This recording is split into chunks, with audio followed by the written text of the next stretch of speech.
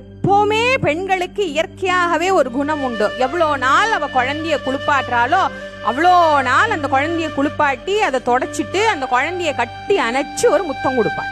இது இயற்கை. அன்னைக்கு அவளும் குழந்தைய குளிப்பாட்டினா உடலெல்லாம் துடைச்சா முத்தம் கொடுக்கலாமே என்று கண்ணத்தருகே வந்தவள் ஒரு வினாடி யோசிச்சா, இது சிவபெருமானுக்கு படைக்கின்ற உடலாட்சி அடியா இருக்கு. நாம முத்தம் கொடுத்தோம்னா அதை எச்சலா போயிடுமே, ஆண்டவனுக்கு படைக்கிறத எச்சல் படுத்த கூடாதே என்று கடைசியாக தான் பெற்ற குழந்தைக்கு ஒரு முத்தம் கூட அவளால் கொடுக்க முடியும். எவ்வளவு கொடூரமான ஒரு நிலை நீங்க யோசிச்சு பாருங்க. ஒரு குழந்தை கருவிலே உருவான நாள் முதலாக அவள் ஏங்கியவள். கர்ப்பத்தில தோன்றிய போது அந்த கருவில இருக்கிற குழந்தைய தொட்டு தொட்டு தொட்டு தொட்டு ரசித்தவள்.